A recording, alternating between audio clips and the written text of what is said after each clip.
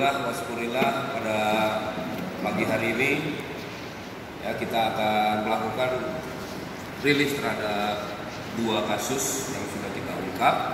Itu yang pertama terhadap pelaku tindak pidana melakukan kekerasan dalam rumah tangga yang mengakibatkan hilangnya nyawa, serta yang satunya lagi nanti kita rilis yaitu pencurian dengan kekerasan. Baik, untuk yang pertama tindak pidana kekerasan dalam rumah tangga yang mengakibatkan hilangnya nyawa, kita berhasil mengamankan tersangka atas nama D yang dipanggil dengan Das B. Yunus, laki-laki berusia 40 tahun, di mana TKP-nya yaitu di Kecamatan Sumber Kudus,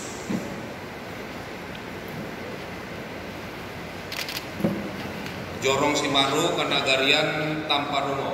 Nah, kita mengamankan 1 tersangka dan beberapa barang bukti yang ada di samping rekan-rekan sekalian, yaitu 1 bilah parang yang digunakan tersangka untuk melakukan aksinya, kemudian 1 buah karungan kelapa tradisional, 1 buah helai pakaian daster, 1 helai baju kaos,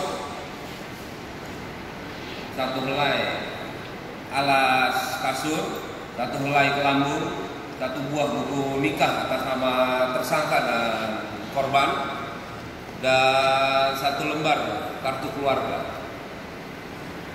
Pasal yang kita jerat terhadap pelaku yaitu pasal 44 ayat 3 Undang-Undang RI nomor 23 tahun 2004 tentang penghapusan kekerasan dalam rumah tangga dan junto pasal 338 KUHP dengan hukuman di atas 15 tahun serta denda sebanyak kurang lebih 45 juta.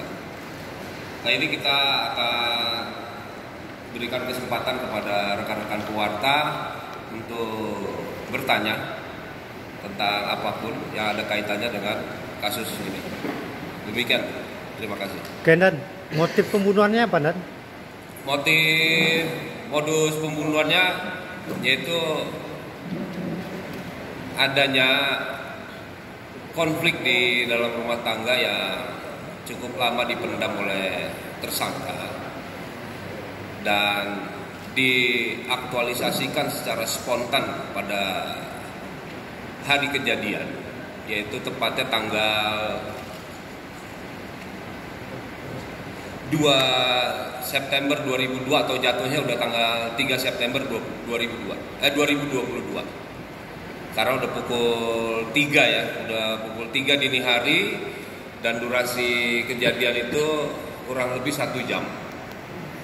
Dimana setelah kejadian pukul 04.00 tersangka langsung menyerahkan diri ke Polsek Sumber Kudus.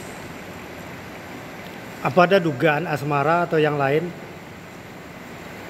Gimana, Dak? Apakah ada dugaan asmara hubungan korban pihak ketiga? Sampai sejauh ini dari keterangan tersangka tidak ada. Jadi kejadian itu spontan diluapkan oleh tersangka secara sporadis. Itu. Sampai sekejam itu kira-kira yang mendasari apa? Faktor ekonomi, karena tingkat ekonomi selama ini di rumah tangga tersebut dominan oleh istrinya ya, seperti itu. Apakah ya, nih, ada kemungkinan untuk dihukum mati karena sudah menghilangkan nyawa korban seperti itu? Ini kita junto ke pasal 338 karena kejadiannya ini spontan, tidak direncanakan oleh tersangka. Jadi maksimal di atas 15 tahun. Itu lagi, Nak. Bisa disampaikan hasil dari otopsi Rumah Sakit Bayangkara ya? Otopsi sudah ada. Atau visum luar ini?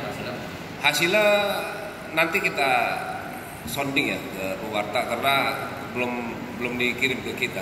Otopsi itu langsung pada tanggal 3 tersebut dini hari. Pagi itu langsung diotopsi, dibawa ke Padang ya. Setelah itu dilakukan pemakaman, sudah dilakukan pemakaman terhadap korban. Itu lagi dan posisi anaknya kan ada di depan ada 2 orang itu. Ya, berdasarkan keterangan yang didapat penyidik, di akhir kejadian itu terlihat oleh anaknya aksi dari tersangka ketika menghabisi korban. Di segi kejiwaan tersangka gimana, Dan? Sampai sejauh ini masih belum stabil ya, masih belum stabil. Setidaknya kalau kita bisa lihat ada suatu penyesalan di akhir yang dia lakukan. Berarti tidak ada semacam gangguan kejiwaan atau pengaruh dari yang lain. Sebelum kejadian normal.